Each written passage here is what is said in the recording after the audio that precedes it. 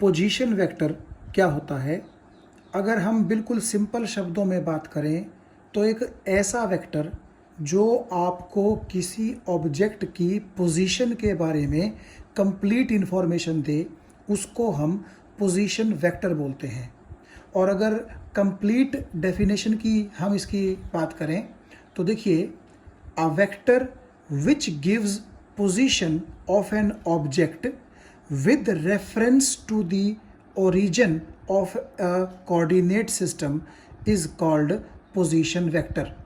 यानी कि आपके पास अगर एक कोऑर्डिनेट सिस्टम है और उस कोऑर्डिनेट सिस्टम के अंदर आपके पास ओरिजिन है, तो उस ओरिजिन के हिसाब से, उस ओरिजिन के विद रिस्पेक्ट टू, अगर आपको किसी ऑब्जेक्ट की पोजीशन बता करके कोई वेक्टर दे तो वो वेक्टर क्या कहलाता है?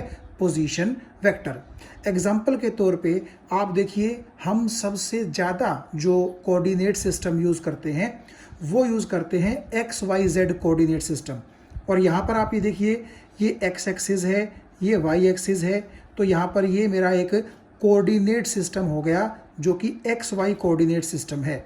और ये जो पॉइंट O है, ये मान लीजिए इस कोऑर्डिनेट सिस्टम का ओरिजिन है। तो एक कोऑर्डिनेट सिस्टम के ओरिजिन के हिसाब से कोई ऑब्जेक्ट कहाँ लाई करता है, उसकी पोजीशन कहाँ है, तो वो पोजीशन आपको स्पेसिफाई करके जो वेक्टर देता है उस वेक्टर को हम बोलते हैं पोजीशन वेक्टर। आप ऐसा समझ लीजिए कि ये जो एक XY प्लेन आपको दिखाई दे रहा है, मान लीजिए कोई ऑब्जेक्ट यहाँ पॉइंट P पर लाई करता है, यानी कि एक ऑब्जेक्ट है और वो ऑब्जेक्ट XY प्लेन के अंदर मूव कर रहा था और किसी पर्टिकुलर टाइम पर मान लीजिए वो ऑब्जेक्ट पॉइंट P पर है। तो अगर हमें उस P पॉइंट पर रखे गए ऑब्जेक्ट के बारे में इंफॉर्मेशन लेनी है तो वो इंफॉर्मेशन जो वेक्टर हमें देगा पोजीशन वेक्टर कहलाएगा। अब ये देखिए, आपने क्या किया, ओरिजिन से लेकर के और जहां वो हमारा ऑब्जेक्ट है वहां तक एक स्ट्रेट लाइन खींच दी और यहां पर ये लगा दिया एरो। तो O से लेकर के P तक ये जो OP वेक्टर है यही कहलाएगा position vector of the object which is present at point P। अब आप थोड़ा सा इस चीज़ पर ध्यान से देखिए, हमें पोजीशन वेक्टर दो इंफॉर्मेशंस प्रोवाइड करता है और इन दोनों पॉइंट्स को अगर आप अच्छे से समझ लेंगे तो आपको पोजीशन वेक्टर की जो डेफिनेशन है, जो उसका मीनिंग है, वो बड़े आराम से समझ में आ जाएगा। देखिए, क्या क्या दो इंफॉर्मेशंस जो हमें प्रोवाइड करता है वो क्या होती हैं। पोजीशन वेक्टर जो हमें दो इंफॉर्मेशंस प्रोवाइड करता है, उनमें पहली इंफॉर्मेशन क्या है? It tells the straight line distance of the object from the origin, यानी कि आपका जो ऑब्जेक्ट है वो ओरिजिन से कितने स्ट्रेट लाइन डिस्टेंस पर है। और दूसरा, it tells the direction of the object with respect to the origin. और दूसरी इंफॉर्मेशन हमें ये देता है कि वो जो ऑब्जेक्ट है वो ओरिजिन के मुकाबले किस डायरेक्शन के अंदर लाई करता है।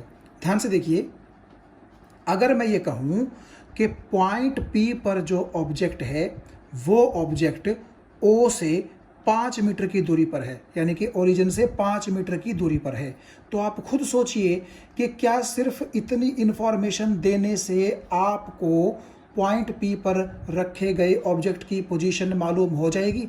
यानी कि अगर मैं आपसे सिर्फ ये कह दूं कि ओरिजिन से 5 मीटर दूरी पर एक पॉइंट P है और उस पॉइंट P पर कोई ऑब्जेक्ट रखा हुआ है, तो मैंने आपको सिर्फ स्ट्रेट लाइन डिस्टेंस बताया है, डायरेक्शन नहीं बताई है।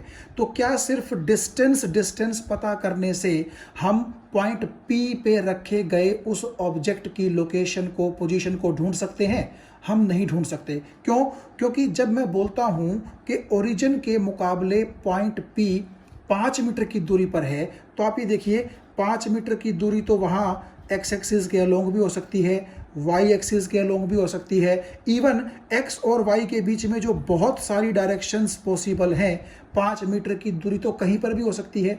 तो इसका मतलब ये है कि केवल दूरी बताने से काम नहीं चलेगा, आपको ये भी बताना पड़ेगा कि पॉइंट P किस डायरेक्शन में लाई करता है विद रिस्पेक्ट टू ओरिजिन। तो अगर मैं ये कहूँ, मान लीजिए ये थीटा जो यहाँ पर लिखा हुआ है एंगल, मान लो इसकी वैल्यू है 45 डिग्री, एक बार एग्जांपल के लिए मान लो।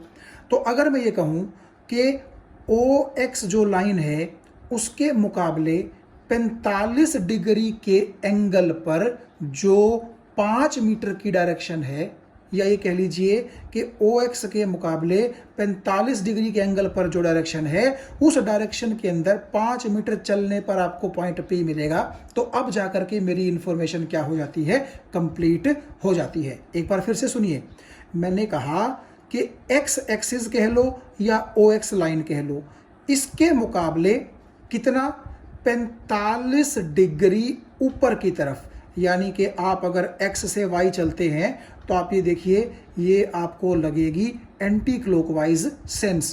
तो मैं कहता हूं कि X एक्सिस के मुकाबले एंटी क्लॉकवाइज सेंस में आप 45 डिग्री का एंगल बनाइए और उस 45 डिग्री के एंगल पर जो डायरेक्शन आपको मिली है उस डायरेक्शन में आप 5 मीटर की दूरी पर बढ़ जाइए, तब आपको पॉइंट P पर रखे गए ऑब्जेक्ट की कंप्लीट पोजीशन पता चल जाएगी।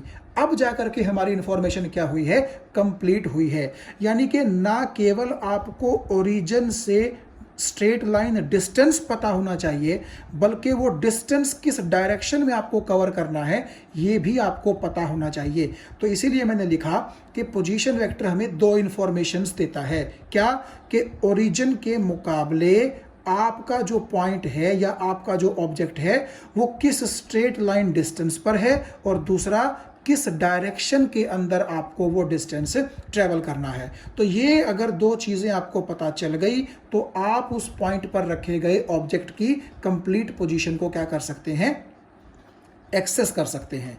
तो इसीलिए अगर कोई ऐसा वेक्टर है जो आपको किसी ऑब्जेक्ट की कंप्लीट पोजीशन के बारे में बता दे तो हम उसको क्या बोलते हैं, पोजीशन वेक्टर। तो यहाँ पर आप ये देखिए O से लेकर के P तक का आपको स्ट्रेट लाइन डिस्टेंस और O से लेकर के P तक की तरफ ये जो एरो की डायरेक्शन है, तो इसीलिए OP वेक्टर को क्या बोला गया है, पॉइंट P पर रखे गए ऑब्जेक्ट का पोजीशन वेक्टर।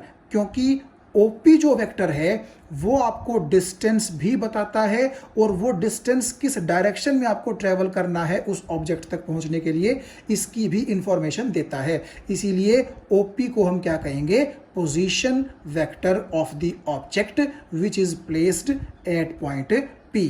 तो मुझे उम्मीद है अब जाकर के आपको ये पूरी कंप्लीट पोजीशन वेक्टर की डेफिनेशन समझ में आ गई होगी कि ऐसा वेक्टर जो हमें पूरी पोजीशन स्पेसिफाई करके देता है किसी ऑब्जेक्ट की, किसके विद रिस्पेक्ट टू, ओरिजिन के विद रिस्पेक्ट टू, और वो ओरिजिन किसका होना चाहिए, एक कोऑर्डिनेट सिस्टम का होना चाहिए।